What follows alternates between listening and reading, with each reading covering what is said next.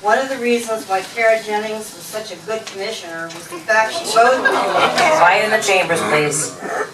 Look, I don't want heckling when I'm up here, okay? I just said quiet in the chambers, ma'am. She voted. Quiet in the chambers or you'll be asked to leave. Take a minute off my time, please. She voted the way her constituents wanted. She didn't always agree with us, but she listened, and she voted the way we wanted her to vote. So one thing that is very distinctive about Lake Worth's radical community is having had at one point an anarchist elected official, which is not something that many places can say. So I'm wondering if you could just talk a little bit about how that happened, what the logic was, what the strategy was, and what your experience was like. Hi, my name is Kara, and I served 2 terms as a city commissioner here in Lake Worth, and a commissioner is, in other places it's called different things, maybe a council member, an alderman, it's pretty much the same thing. And it's, a bit of an oxymoron to be an anarchist elected official, and there's a lot of contradictions to it. But there was also a lot of practical value to holding a public office. But essentially, I started getting involved in issues in Lake Worth, in part because I was part of a collective house called the Villa de Volva that we started in 1999. And we had a radical library, and we would do anarchist events out of the house. And then our landlord started getting heat from the code enforcement department, and they started putting pressure on him to evict us. So I got curious about this place called City Hall that I'd never been to, and I just happened to go to a meeting there. And I remember being in that meeting and thinking, wow, these people are assholes. I can't believe they are running the show here for all of Lake Worth. And really, beyond not agreeing with them politically, there was just a level of dismissiveness around important issues. So yeah, I started getting really involved in city issues and meeting folks who were part of City Hall, and getting into arguments with the mayor at the time, who did come to one of our anarchist events. We'd had a panel right after Jeffrey Luers, when he was going to trial. We had a community event to talk about it, and he did come to that event because he was really curious about who are these people in town, kind of starting to stir the pot.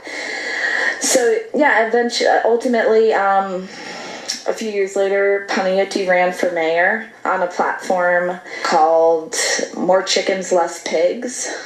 And he did not win, but he got enough of a percentage. I think he got 3%, so maybe he got 58 votes or something, to create a runoff between the current mayor, who had been a mayor for a long time and who we were trying to get out of power, and the progressive person, Mark, who was also running. So it was helpful in that way. And then once it came to the runoff, the progressive candidate, we were able to get him into office, and it really significantly shifted the course of development that was happening up until that point. Basically, Lake Worth is a pretty working class town, very close to the ocean, and it's considered way too good of a location to have poor people living. And that was the sentiment. They were really trying to push through a lot of new development projects and to gentrify the city. So we were helpful in shaking that up a bit. And then the next year I decided that I would run, but more seriously, with mailers and campaign signs. And they didn't say, my literature didn't say vote for me, I'm an anarchist. But it did talk about issues that were important around gentrification and affordable housing and immigration and the police budget. And so did a lot of grassroots support. I won.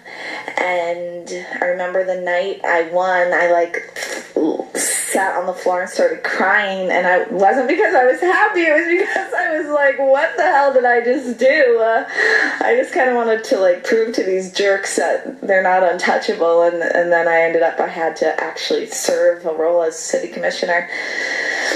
So yeah, it was very interesting. I did get some heat nationally from some anarchists, and people would challenge me that I wasn't really an anarchist because now I would have power over people, and I think those are legitimate critiques, and it was really challenging because I did hold a lot of power, and it is something you really have to stay in check with in any role in your life where you have power, that you're not abusing it. And so my first term, I was very outvoted, but then for my second term, we won a progressive majority, and then it was really fun. We passed a lot of interesting ordinances and changed some pretty significant laws, specifically around code enforcement. The city had these very anti-poor people policies of the way they would evict people through code enforcement. And so I was able to, not just stop it on a temporary way, but, actually change the law and make everyone get retrained. And I believe that is not happening anymore. They're former policies.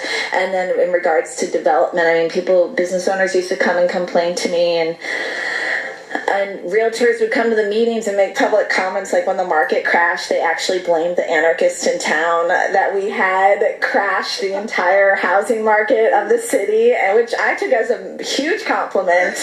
I think it was a little above our heads. I think it was Wall Street, but we were really proud that they thought it was all us. So yeah, I think it's all about the place you're in, and in other cities maybe it wouldn't make sense. But in here, it was useful, and there's a big budget. Most cities have some kind of budget, and to have some say in how the city's budget is spent was pretty important. The thing about getting back to the more chickens, less pigs, both of those things have yet to be successful. We still, although I tried, you're not allowed to have chickens in the city, and sadly, the police budget has increased. Right now, the police budget in the city of Lake Worth occupies about 55% of the city's budget. And so it really is a critical issue here and in most places that the police are just hogging all the money for their evil ways, I guess. Yeah. That is a totally fascinating story, and one that's super challenging for me to hear as an anarchist opposed to representative democracy. But I guess it sounds like your approach was any tool in the toolbox. Here are the issues that we want to fight, and let's experiment and be playful and see what happens. Do you have any, do you have any lessons you've drawn from that experience, or any advice you would give to folks in smaller towns about how to combine, how to think about using unconventional strategies for anarchists to intervene against the power structures where you live? Well, I guess a lesson learned is, or just an inherent challenge to trying to, break down the system from the inside, I suppose, or to make change that way, is that the more faith I felt like the more faith people put in me and the other progressive commissioners to change things, it's almost like you're reinforcing their faith in the system. And that was something that I never wanted to do, because people are so indoctrinated that this is the way we are, and we vote, and we have a system, and we can change it.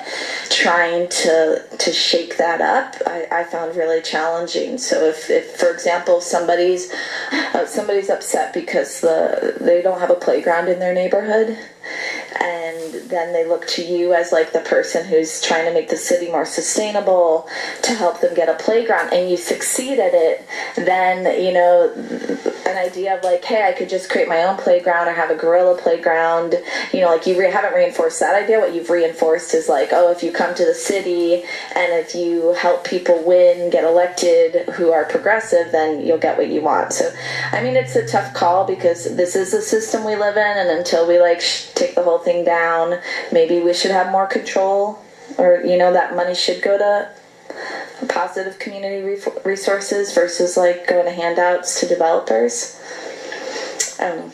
I feel even complicated just thinking about it or trying to articulate it.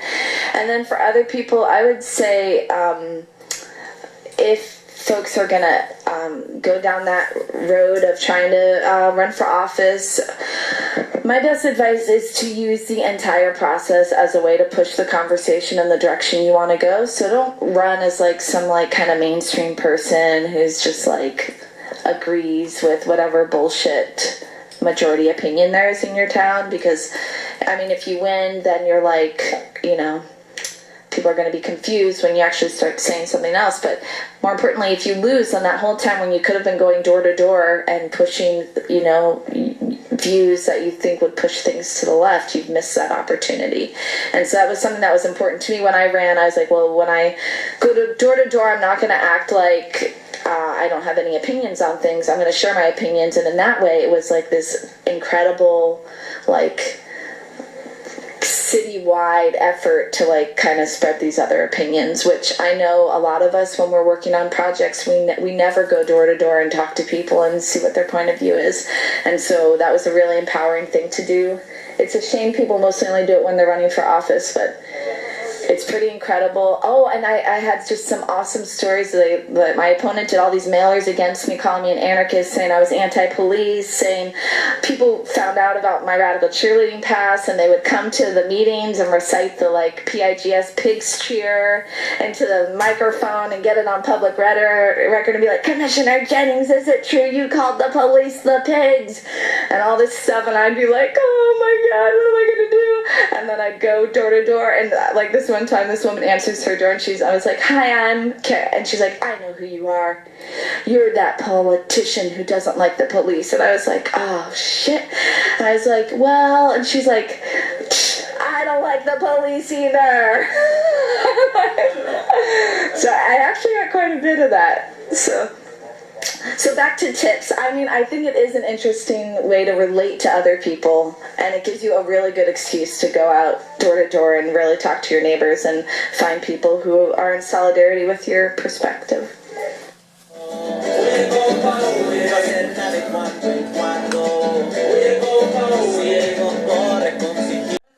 Why Kara Jennings was such a good commissioner was the fact she voted. Quiet in the chambers, please.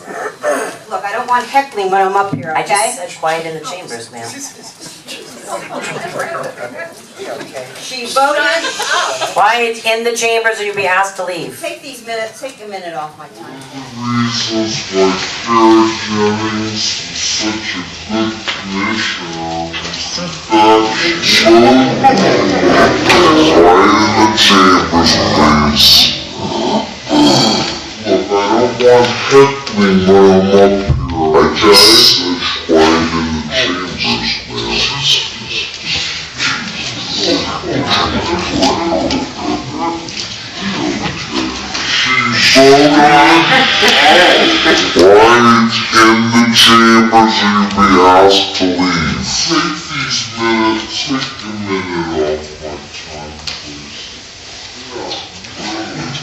One of the reasons why Kara Jennings was such a good commissioner was the fact she voted. Quiet in the chambers, please.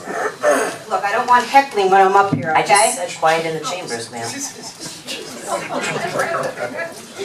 She voted. Quiet in the chambers or you'll be asked to leave. Take a minute off my time, please.